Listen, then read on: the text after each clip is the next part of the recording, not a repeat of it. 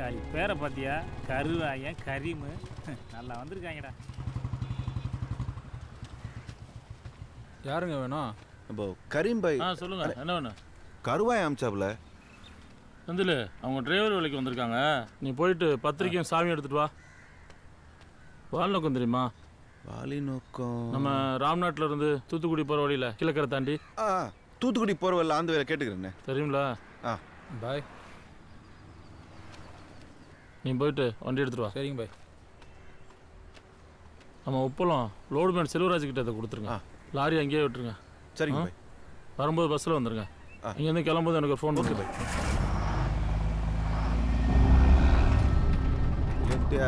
சாமி நல்லா கும்பிட்டுக்கடா. சரிம்மா. மொதல் வண்டி சீக்கிரம் ஃபாரின் போகணும். இப்போ தான் மாப்பிள்ள இந்த வண்டி, அடுத்து ஸ்ட்ரைட்டாக ஃப்ளைட்டு தான்.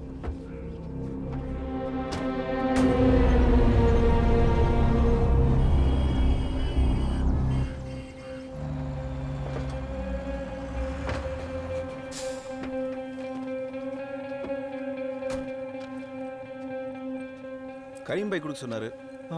இந்தாங்க. இங்க எங்கேயாவது கல் கிடைக்குமா? அப்படியே கடற்கரை பக்கம் போனீங்கன்னா கிடைக்கும். கிடைக்குமா? அங்கதான் பணங்காடு இருக்கு.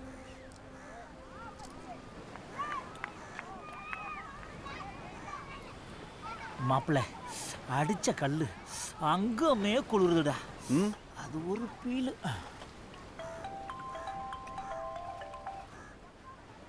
பாய் சொல்லுங்க பாய். என்னப்பா கிளம்பியாச்சா? ஒன்றும் இல்லை பாய், இங்கே தான் இருக்கோம். வர வண்டி டிரைவர் இன்னும் வரல. நீங்களே வண்டி எடுத்து வந்துடுறீங்களா? சரி பாய்.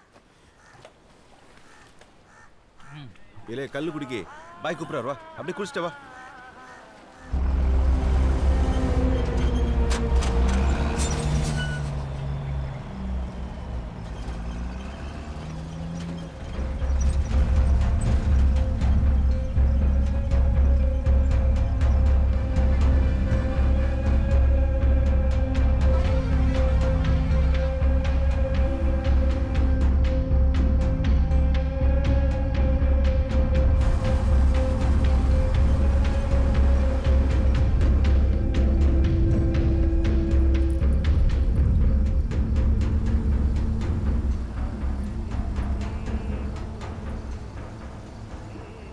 டேய் ஏய் சொல்லு. நான் ஊருக்கு போகணுன்னு லவ் சொல்ற போறேன்டா. நீ என்ன மகராசியா மாப்பிள்ள? ஏன்? எங்க அம்மா சொன்னுச்சு. என்னது? அதுக்கு தான் சென்ம சனி பிடிச்சிருக்கான். காலி வெளு வாங்க போறேன். போன் அடிக்குது, ஆரம்பி பாரு.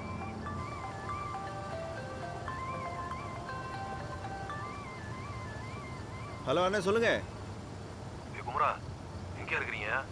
ஏர்வாடி தாண்டிட்டீங்களா? வழியில் ஏதாவது செக் போஸ்ட் பார்த்தீங்க? இல்லையானே, அப்படிலாம் ஒன்றும் இல்லையே. இங்கே ஒரு தலை போகிற விஷயம். எக்காரணம் கொண்டு வண்டி சிக்கிடக்கூடாது. மெயினில் வராத, ஊருக்குள்ளே பூந்துரு. ராம்நாட்டு வழி மட்டும் வந்துடாத. பரமக்குடி, மானாமதுரை, சிவகங்கை எதுலையாவது பூந்து வந்துரு. இல்லைனா வண்டியை பதிக்கிரு. நான் உனக்கு அப்புறம் கூப்பிட்றேன். என்னவா? நம்ம கருவாயண்டா போலீஸ் செக் போஸ்ட் இருக்கான்னு கேட்குறான். அவன் பாட்டுக்கு வண்டியை வேற ரூட்டில் ஓட்டிட்டு போக சொல்கிறான். டேய், வண்டியில் என்னடா இருக்கு? உப்பு. டேய், அது உனக்கு நல்லா தெரியுமா? உப்பு தாண்டா இருக்கு. ஏய், அந்த வண்டியை பாரு. எதிரா? டேய், செக் போஸ்டா? அதான் சொன்னானோ.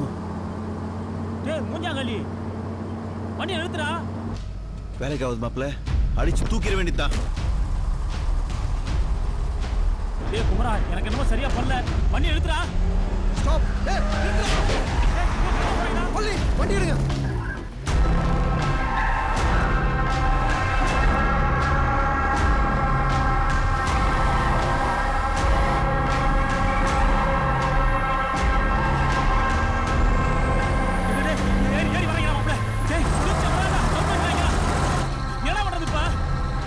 எல்லாம் போச்சு. வண்டி எங்க ஓரம் கட்டி எங்கே போயிடலாம்.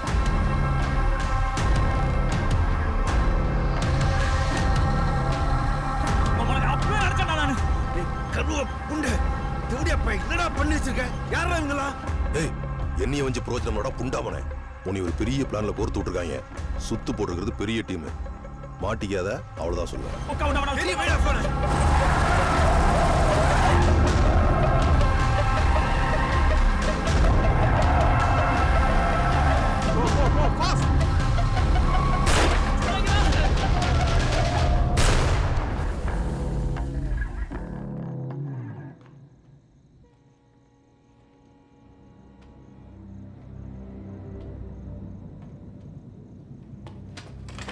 சார்